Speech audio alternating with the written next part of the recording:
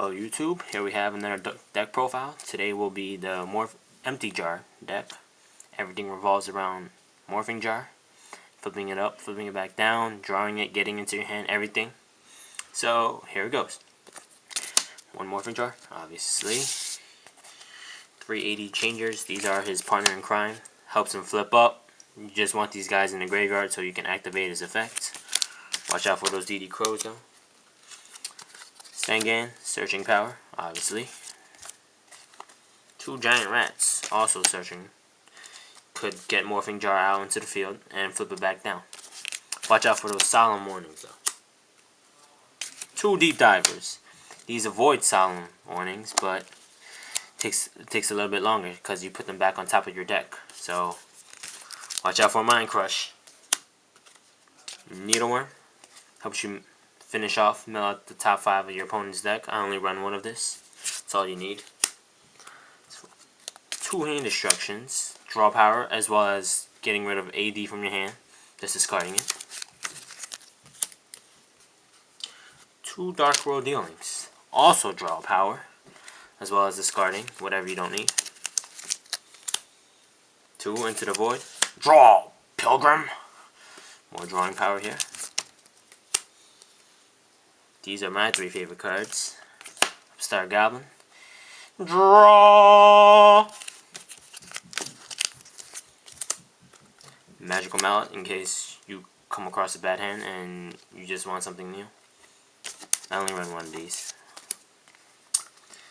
3 Book of Moons. Flip down. Obviously reasons why. After you activate AD, activate Book of Moon. 3 Book of Eclipse. Also flipping down.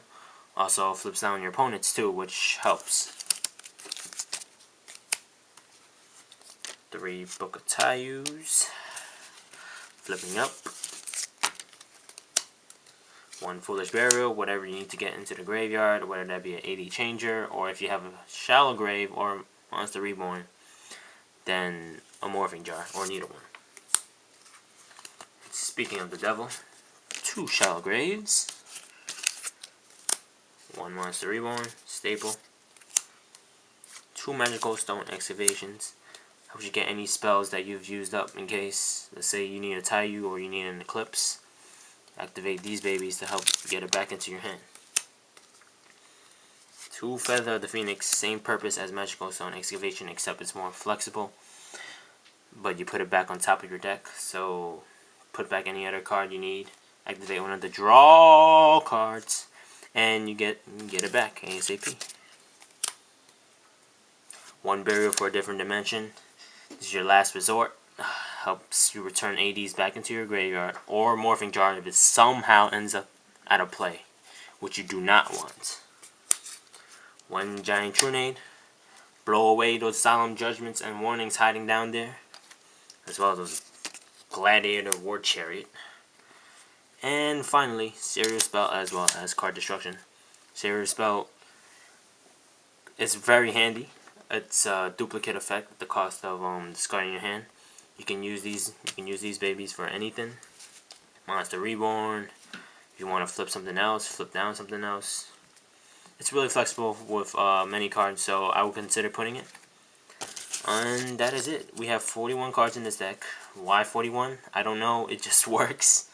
I've had fair success with this deck so far. You just want to get a Morphing Jar out into your hand or in the field ASAP, and that's pretty much game. And that is it. As for my side deck, I don't really have one at the moment. It's in construction, but you do want to counter those cards that might render Morphing Jar useless. So I have put in Prohibition, Mystical Space Typhoon, Royal Decree, you know, just to counteract those cards. You already know what I'm talking about. Solemn Warning, Solemn Judgment. They might Prohibition themselves, so you want to Prohibition that too. And yeah, just be flexible. Protect this guy with your life, and you will win games. And that is it. If you have any questions, comments, concerns, leave it down in the comment section below. And thanks for watching. Peace.